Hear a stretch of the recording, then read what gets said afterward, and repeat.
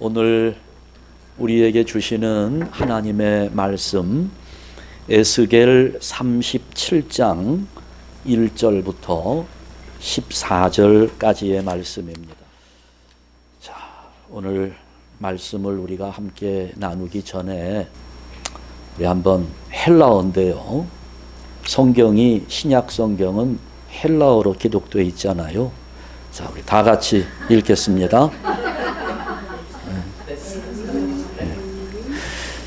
지난 주일 우리가 함께 말씀을 나누면서 나는 그리스도인이다 라고 세상에 대해서 자신 있게 선언하자라고 그랬잖아요.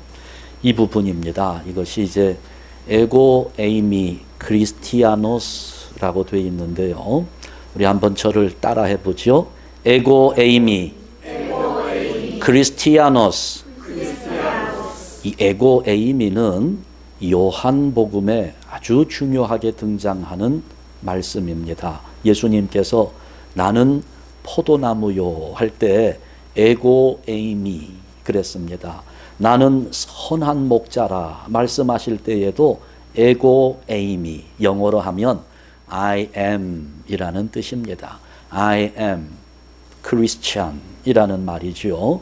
에고 에이미 크리스티아노스. 우리가 예수 믿으면서 그래도 신앙 경력이 지금 얼마나 오래됐습니까? 30년, 40년 이렇게 됐는데 헬라어 요거 한 줄 정도는 좀 가지고 있으면 좋을 것 같아요. 그래서 어디를 가든지 마음속에 선언하세요. 어디를 들어가든지 누구를 만나든지 에고 에이미 크리스티아노스 이렇게 선언하고 들어가는 겁니다. 우리 한번 다시 선언합니다. 에고 에이미 크리스티아노스, 에고 에이미 크리스티아노스.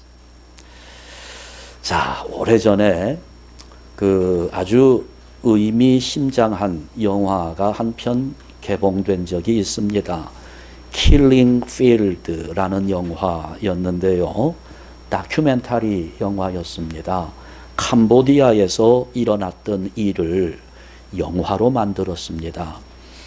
아마 아시는 분들도 많으시겠습니다마는 1975년에 캄보디아에서 혁명이 일어납니다.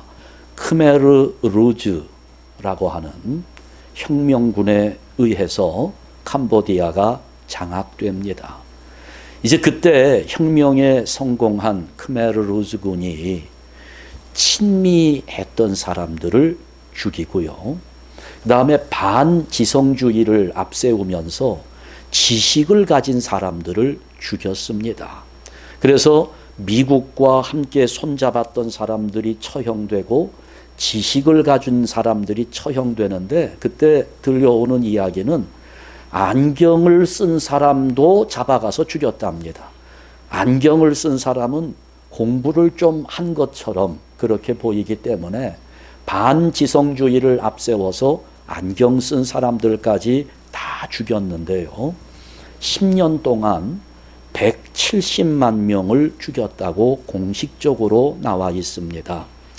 나중에 여기저기 땅을 파보니까 죽은 사람의 뼈, 해골이 무더기로 쏟아지는데 여기저기에서 한 20군데 이상에서 이런 그 죽은 사람의 뼈가 발견되었습니다. 보여드리면 이제 이런 겁니다. 여러분도 이게 땅을 파는데 깊게 파지도 않았어요. 그냥 조금만 파니까 여러분 이게 잘 보이지는 않으실 텐데 아직 머리털이 붙어 있는 해골도 있습니다. 아주 처참해요. 20군데 이상에서 이런 킬링 필드가 발견되었습니다. 오늘 우리가 에스겔 37장을 읽었는데 오늘 본문 말씀의 배경도 킬링 필드입니다.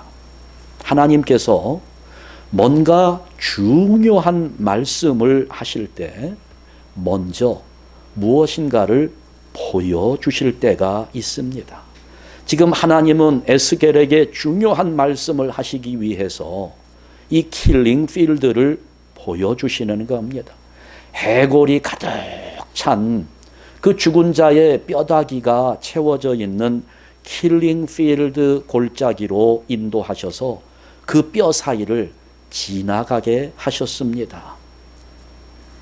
2절에서 에스겔이 이렇게 말합니다. 나를 그 뼈 사방으로 지나게 하시기로 본즉 그 골짜기 지면에 뼈가 심히 많고 아주 말랐더라. 이렇게 말씀하고 있습니다. 자, 그래서 하나님께서 이 에스겔을 뼈 사이로 지나가게 하시는데 하나님은 도대체 무슨 말씀을 하시고 싶어서 에스겔로 하여금 이 에스골 골짜기 킬링 필드를 지나가게 하셨을까? 또 이 에스겔은 이 현장을 보면서 무엇을 느꼈을까?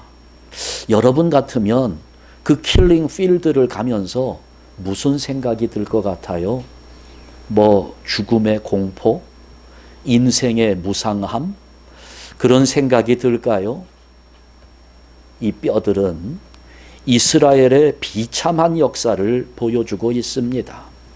BC 586년에 바벨론 군대에 의해서 예루살렘이 함락되고 그때 유다의 백성들은 처참하게 죽임을 당했습니다. 버려진 시체들을 짐승이 와서 뜯어먹고 독수리가 모이고 까마귀가 모이고 그러다 보니 여기 골짜기에는 그냥 뼈만 잔뜩 남아있는 겁니다. 그야말로 킬링 필드가 된 거예요. 거기서 에스겔이 뼈들을 바라봅니다. 그냥 망연자실하죠. 그 뼈들을 바라만 보고 있습니다. 그때 하나님께서 에스겔에게 묻습니다. 질문을 합니다. 3절 말씀에 보니까 인자야 이 뼈들이 능히 살 수 있겠느냐? 이게 참 황당한 질문이지요. 이 뼈들이 능히 살 수 있겠느냐? 에스겔은 이미 알고 있지요. 이 죽은 뼈들이 다시 살아날 수 있는 가능성은 전혀 없다는 사실, 가능성 제로라는 사실을 에스겔은 잘 알고 있습니다. 그런데 하나님은 지금 이렇게 엉뚱한 질문을 하세요. 왜냐하면 지금 하나님은 에스겔로 하여금 이 뼈들을 새로운 관점에서 보게 하시는 겁니다. 이런 정말 우리가 이해할 수 없는 그런 질문을 받게 되면 우리 마음에는 어떤 문제의식이 생겨나게 되는 겁니다. 아니, 이 뼈들이 살아난다고? 아니, 이 뼈들이 살아난다는 질문을 왜 하시나? 이런 문제의식이 살아나면서 그래서 하나님은 그런 문제의식을 불러일으키면서 어떤 관심을 유도하는 것입니다. 여러분, 하나님의 관심은요, 죽은 자를 다시 살리는 데 있습니다. 그리고 그 하나님의 관심은 오늘 우리 관심이 되어야 하는 것입니다. 죽은 자를 다시 살리는 그 하나님의 관심. 지금 에스겔은 이런 질문을 받았지만 선뜻 대답하기가 힘들어요. 자기 경험으로는 불가능한 일이지요. 살아날 수 없습니다. 그런데 이거 하나님 앞에 대답하기가 참 곤란합니다. 그러니까 에스겔이 아주 절묘하게 대답하잖아요. 주 여호와여, 어떻게 누가 안다고요? 주께서 아시나이다. 아주 그냥 뭐 교묘하고 절묘한 대답입니다. 옛날에 우리 선배 목사님들 이야기를 들어보면 신학교 다니면서 공부를 열심히 해야 되는데 시험이 다가오는데 공부를 안 한 거예요. 그래 시험지를 딱 받았더니 아는 게 하나도 없습니다. 그래서 거기다가 이 에스겔을 기억하면서 1번 문제 모르니까 하나님은 아신다. 2번 하나님은 아신다. 전부 다 그렇게 하나님은 아신다 하고 써냈대요. 그랬더니 교수님이 그걸 딱 보시더니 채점을 몇 점 줬을까요? 하나님 100점, 너는 빵점.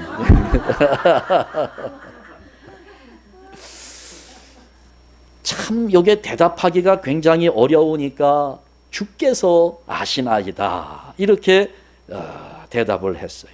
사실 우리에게 믿음이 있다면 정답은 뭘까요? 이 뼈들이 능히 살 수 있겠느냐? 살 수 있습니다. 이게 정답입니다. 그런데 우리 하나님께서 관심을 가지고 마음만 먹으면 어떤 일이든지 할 수 있고 불가능한 일이 없고 안 되는 일도 없고 그런 분인데, 그런 전능하신 하나님을 믿는 선지자 입장에서 아유 하나님 내 경험으로 볼 때는 살아날 수 없습니다. 이렇게 대답할 수 없잖아요. 그러니까 주께서 아시나이다. 자, 여러분, 하나님은 지금 에스겔에게 먼저 현장을 보여주셨습니다. 그래서 그 현장을 보면서 문제의식을 불러일으키는 겁니다. 그런데 요즘에도 보면 이런 문제 현장을 보면서도 별로 그렇게 마음이 움직이지 않고 무덤덤한 사람들이 있어요. 그래서 하나님이 질문합니다. 야, 이게 너는 가능하다고 보냐? 이게 가능하다고 믿느냐? 그렇다면 네가 이렇게 생명을 살리는 역사에 한번 도전해 보겠느냐? 자극을 주는 겁니다. 우리가 비전이라는 단어를 많이 쓰는데 이 비전을 갖는다는 것은 참 두려운 일일 수 있어요. 왜냐하면 그 비전을 갖는데 고난이 따르기 때문입니다. 살면서 아무것도 안 하면 편해요. 예수 믿고 교회 다니면서 그냥 예배만 참석하고 집에 돌아가고 뭐 그래도 별 탈이 없습니다. 우리 주어진 현실 속에 그냥 주저앉아도 별 문제 없을 때가 대부분이에요. 요셉을 보세요. 요셉은 꿈이 없었다면 편안하게 살 수 있었던 사람입니다. 그런데 그런 요셉에게 하나님이 꿈을 주셨어요. 그 꿈 때문에 요셉은 형제들에게 미움을 받고 팔려가고 애굽에서 종살이하며 억울하게 감옥에까지 들어가게 되었습니다. 꿈을 갖는다는 거, 비전을 갖는다는 것은 어찌 보면 두려운 일일 수 있어요. 그러나 여러분, 그 꿈이 있었기 때문에 요셉은 애굽의 총리 대신이 될 수 있었고 자기 가족들을 살리고 민족을 살릴 수 있었습니다. 하나님은 이렇게 우리를 어떤 문제의 현장에 세워 놓습니다. 여러분, 그럴 때 우리는 깨달아야 돼요. 왜 하나님이 나로 하여금 이런 현장에 세워 놓으셨는지, 왜 이런 문제투성이의 현장을 보게 하시는지, 그것은 하나님께서 나를 사용하시겠다는 강력한 의지를 보여주시는 겁니다. 오늘 우리가 보는 것들이 있어요. 우리가 하나님의 비전을 가지고 가야 됩니다. 오늘날 이 비전은 많은 교회에서 왜곡되었습니다. 목회자의 욕심을 채우기 위한 도구로 비전이라는 말을 왜곡해서 쓰고 있어요. 하나님의 비전은 그렇지 않습니다. 하나님이 우리에게 주시는 비전은 나의 욕심을 이루고자 함이 아니라 우리의 눈을 열어주셔서 하나님의 뜻을 보게 하시는 겁니다. 그러니까 내가 지금 뭔가를 보고 있어도 내 눈이 열리지 않으면 그것을 정확하게 볼 수 없는 겁니다. 오늘 우리 눈에 보이는 이 시대를 한번 보세요. 지금 이 시대가 과학적으로 엄청난 발전을 이루었습니다. 경제적으로도 많은 부가 우리에게 주어져 있어요. 그러니 지금 우리가 얼핏 보면 이 시대는 겉으로 볼 때 화려해 보입니다. 아름답게 보입니다. 그러나 우리 영의 눈이 열려서 영의 눈으로 세상을 보면 지금 이 세상은 마른 뼈가 널려 있는 킬링 필드가 될 수 있다는 것입니다. 오늘 각 교회마다 교인들 숫자가 줄어들고 있습니다. 팬데믹 이후에 급격하게 줄어들고 있어요. 어느 기관에서 전도에 대한 교인들의 의식을 조사했습니다. 전도에 대해서 어떻게 생각하느냐? 놀랐습니다. 너무 부끄러웠어요. 90%의 교인들이 전도하는 것을 어렵고 부끄럽게 생각한다는 결과가 나왔습니다. 이걸 뭘 말할까요? 복음의 능력을 상실한 교회의 모습을 드러내고 있는 겁니다. 교회가 복음을 부끄럽게 생각하고 있는 겁니다. 예배당 건물 아름답게 지었다고 자랑하지요. 우리 교회는 아주 찬양팀이 너무 뜨겁게 잘한다고 자랑합니다. 또 어떤 교회는 우리 교회는 점심 식사가 너무 맛있다고 자랑하는 교회도 있어요. 자랑거리들을 하나씩 둘씩 뽑아 봐도 복음과는 아무 관계가 없습니다. 정말 우리가 자랑스럽게 드러내야 할 복음은 부끄럽게 여기고 있다는 겁니다. 한때 우리 한국에서는 예수 천당만 외치고 다녀도 사람들이 마음의 찔림을 받고 회개하고 하나님께로 돌아왔던 시절이 있었습니다. 지금 길거리에서 피켓을 들고 예수 천당을 외치면 이상한 사람 취급을 받아요. 그러니 지금 이 세상이 어떻습니까? 마른 뼈가 널려 있는 킬링 필드의 세상이 되어버린 것입니다. 하나님께서 오늘 우리에게 질문합니다. 이 세상에 널려 있는 이 마른 뼈들이 능히 살겠느냐? 여러분 어떻게 대답할 수 있겠어요? 에스겔은 이 질문을 받으면서 굉장히 고민했을 겁니다. 하나님께서 그때 말씀합니다. 4절부터 6절까지의 말씀을 보면 너는 이 모든 뼈에게 대언하여 이르기를 너희 마른 뼈들아 여호와의 말씀을 들을지어다. 하나님이 에스겔에게 뭘 하라고 명령합니까? 말씀을 대언하라는 거예요. 누구에게? 마른 뼈들에게. 마른 뼈들을 향하여 설교하라는 겁니다. 말씀을 외치라는 거예요. 여러분, 죽은 뼈가 말씀을 들을 수 있을까요? 죽은 시체들이 말씀을 들을 수 있습니까? 무슨 말씀을 들을 수 있어요? 정말 이거는 황당한 명령이 아닐 수 없어요.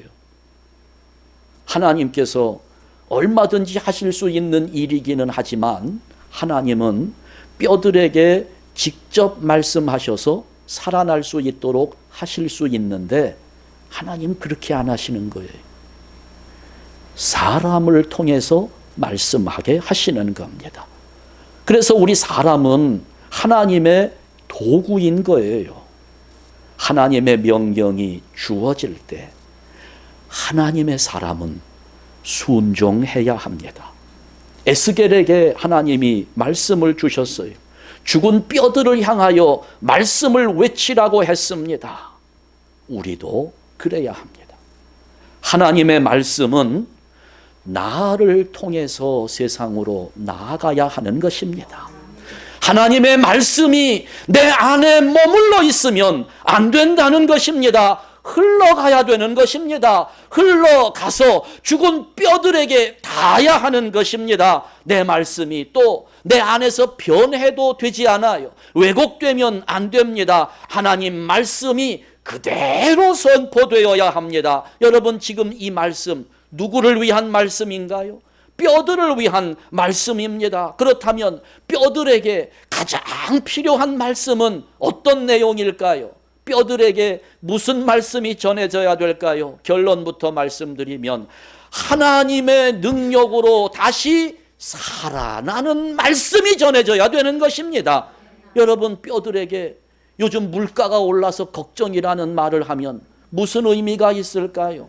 뼈들에게 건강관리를 해야 된다 이렇게 말하면 무슨 의미가 있어요? 하루에 비타민C 2알씩 3끼를 먹어야 된다? 의미가 있겠습니까? 운동을 해야 된다? 뼈들에게 무슨 의미가 있겠어요? 저기 여행 갔더니 경치가 너무 아름답다고 뼈들에게 말한다고, 요즘에 정치 상황이 어떻다고 뼈들에게 말한다고, 재테크를 어떻게 해야 된다는 그런 말이 뼈들에게 무슨 의미가 있겠습니까?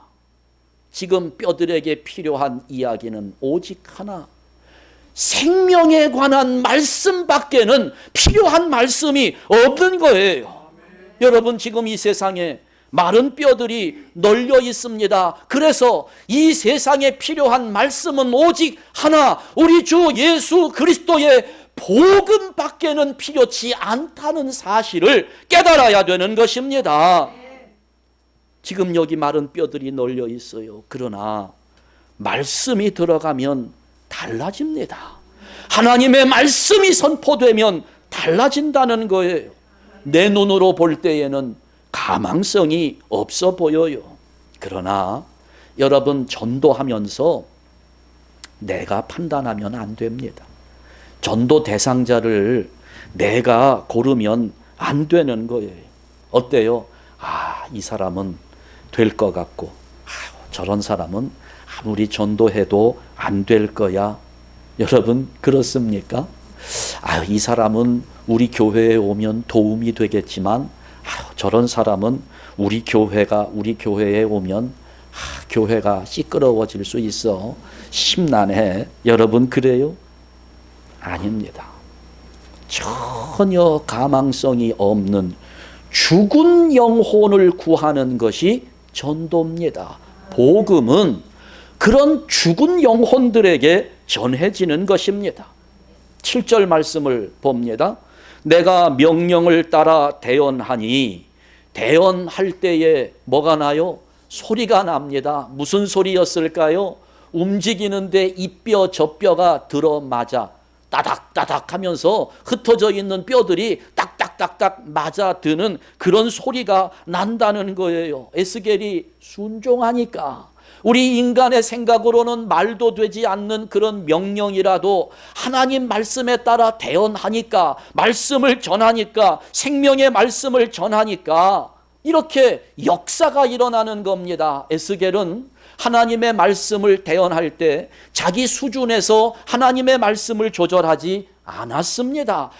과연 이 뼈들이 이 소리를 들을 수 있나? 이 하나님의 말씀을 들을까? 과연 또 살아날 수는 있을까? 에스겔은 따지지 않았습니다. 자기가 받은 하나님의 말씀에 자기 생각을 포함시키지도 않았습니다. 말씀의 효과에 대해서 상관하지 않았습니다. 그냥 하나님 말씀을 받은 그대로 대언했습니다. 그대로 선포한 것입니다. 이것이 순종이라는 것입니다. 그것이 순종이에요. 말씀을 받은 그대로 전하는 것, 대언하는 것. 그래, 에스겔이 뼈를 상대로 해서 외치잖아요. 너희 마른 뼈들아, 내 생각에는 들을 수도 없을 것 같은 그 마른 뼈들에게, 너희 마른 뼈들아, 여호와의 말씀을 들을지어다 외치는 순간 엄청난 일이 일어나는 거예요. 뼈들이 맞추어지는 따다닥 소리가 들려나면서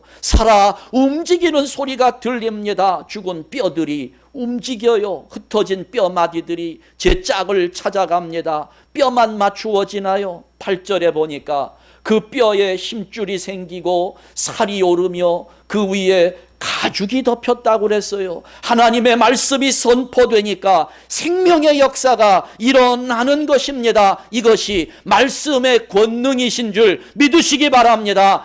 에스겔의 능력이 아니라 말씀의 능력입니다. 설교자의 능력이 아니라 설교자가 외치는 말씀의 능력이 있는 것입니다. 마른 뼈가 살아나요.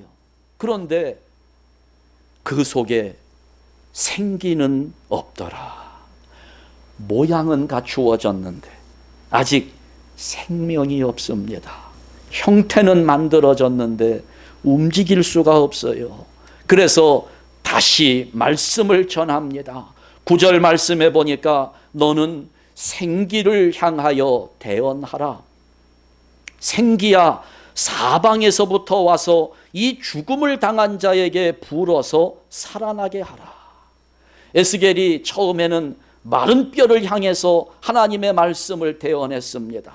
지금은 허공을 향해서 하나님의 말씀을 대언하며 외치는 겁니다. 생기야.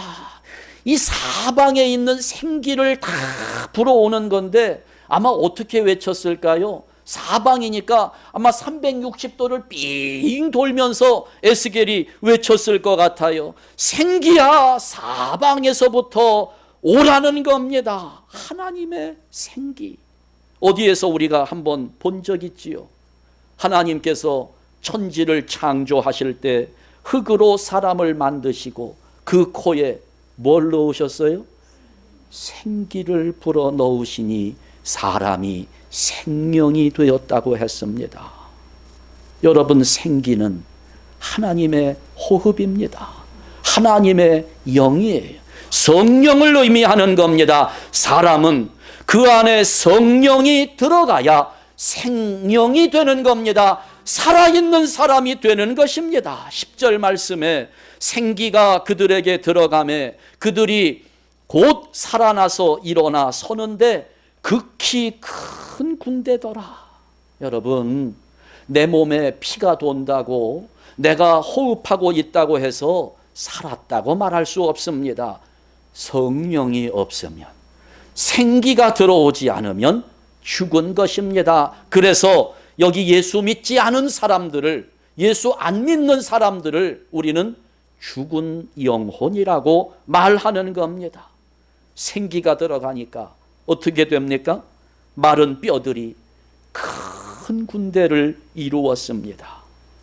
하나님이 이걸 에스겔에게 보여주셨어요. 왜 보여주셨을까요? 물론 이것은 실제 사건이 아니라 환상입니다. 하나님께서 에스겔에게 보여주신 환상이에요.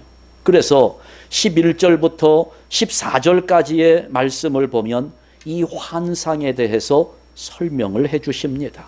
여기에 하나님께서 하시고 싶은 말씀이 들어있어요.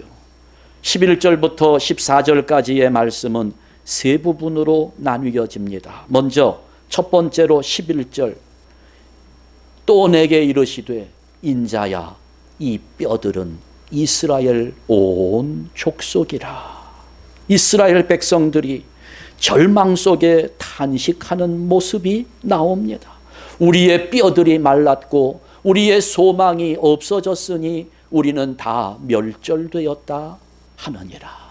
죽었다는 겁니다. 우리는 죽었다는 거예요. 두 번째 12절부터 13절 말씀, 그러므로 너는 대언하여 그들에게 이르기를. 여기 이스라엘 백성들이 죽었기 때문에 너는 그 이스라엘 죽어있는 백성들을 향하여 뭘 하라고요?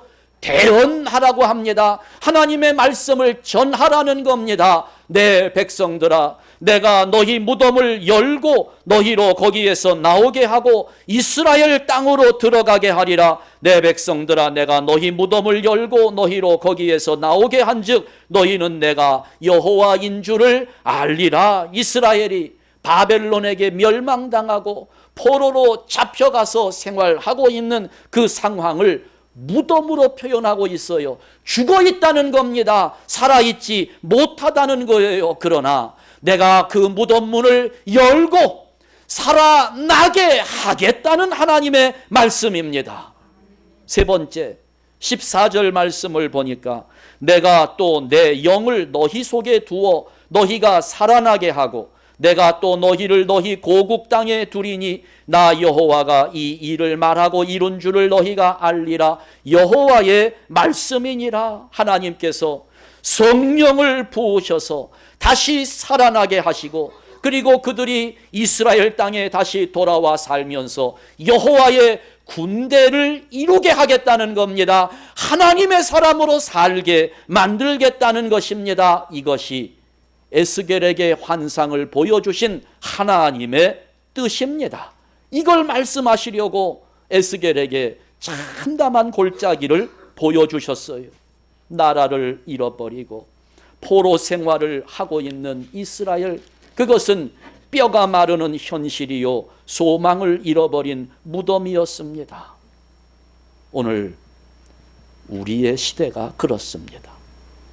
지금 말씀의 권능을 상실한 탄식의 시대를 살고 있습니다.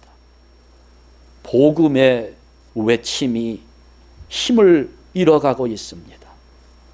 영안으로 보면 이것은 마른 뼈가 널려 있는 에스골 골짜기 킬링 필드입니다. 그러나 여러분, 우리 하나님은 아무런 소망도 없어 보이는 이 세상 속에서 사람을 살리고 역사를 살리고 교회를 살리시는 분이심을 믿으시기 바랍니다. 하나님은 이 당시 하나님의 말씀에 순종하는 에스겔에게 말씀을 주신 것처럼 오늘 이 시대 황당한 명령에도 에스겔처럼 순종하는 자를 찾고 계십니다. 이 킬링 필드의 마른 뼈들을 향하여 누가 나의 말씀을 떼어날 것인가? 이 시대에 에스겔을 찾고 계십니다. 모집 공고가 난 거예요. 거기에 여러분 기뻐합시다. 우리 한샘교회가 뽑혔습니다. 우리가 선택되었어요. 하나님은 우리를 통하여 하나님의 말씀을 선언하게 하시고 대언하게 하시고 죽어있는 세상을 살리시려고 오늘 이 예언의 말씀을 우리에게 주신 것입니다. 오늘 이 시대가 어두운 것은 말씀이 없기 때문이 아닙니다. 그 말씀에 사로잡혀서 말씀 앞에 순종하는 자가 없기 때문입니다. 오늘 이 시대에 얼마나 많은 말씀이 돌아다닙니까? 여러분 폰 안에도 수억 편의 설교가 들어가 있어요. 말씀이 없습니까? 너무 많아요. 그러나 그 말씀 앞에 순종으로 응답하는 자가 없는 거예요. 말씀에 사로잡힌 자가 없는 것입니다. 사람을 살리는 것은 한 편의 설교가 아닙니다. 그 설교자의 재능이 아니고 설교자의 열심이 아닙니다. 사람을 살리는 것은 말씀에 사로잡힌 자가 그 말씀을 선포할 때 역사하시는 성령의 능력임을 깨달아야 하는 것입니다. 우리 한샘교회가 이제 뽑혔으니까 우리 하나님께서 우리 한샘교회를 사용하실 텐데 저는 확신합니다. 우리 하나님께서 하나님의 말씀을 유통시키는 흘러가게 하는 깨끗한 통로로 쓰실 겁니다. 그래서 여호와의 능력을 알게 하실 거예요. 그러니 이제 우리가 나가야 돼요. 나가서 360도를 뺑 돌면서 크게 외쳐야 합니다. 세상에 있는 너희 마른 뼈들아 여호와의 말씀을 들을지어다. 행여 소리가 닿지 않는 곳이 있을까? 우리는 있는 힘을 다해서 외쳐야 하는 겁니다. 뼈들아 일어나라. 생기야 사방에서부터 불어와 이 뼈들로 살게 하라. 외쳐야 하는 것입니다. 오늘의 이 말씀은 예언입니다. 우리에게 주시는 예언입니다. 오늘 우리 한샘교회를 통해서 세상에 죽어있는 마른 뼈들을 살리시겠다는 하나님의 예언입니다. 우리가 이 예언의 말씀에 순종하면서 하나님의 역사를 이루어가는 한샘교회 만들 수 있기를 주님의 이름으로 축원합니다. 기도하겠습니다. 하나님 아버지 감사합니다. 벌레만도 못한 우리들을 이처럼 사랑해 주셔서 하나님의 구원받은 백성이 되게 하실 뿐만 아니라 하나님의 귀한 생명의 말씀을 지금 이 시대 마른 뼈가 널려 있는 이 에스골 골짜기와 같은 세상을 향해 하나님의 말씀을 대언하는 하나님의 도구로 선택하여 주시니 진심으로 감사합니다. 하나님, 하나님의 말씀을 받은 그대로 외치는 자들이 되기 원합니다. 하나님의 말씀을 대언하며 죽어있는, 널려있는 죽은 뼈들에게 생명을 부여하시는 성령의 역사에 동참하는 성도들 되게 하여 주시옵소서. 예수 그리스도의 이름으로 기도하옵나이다. 아멘.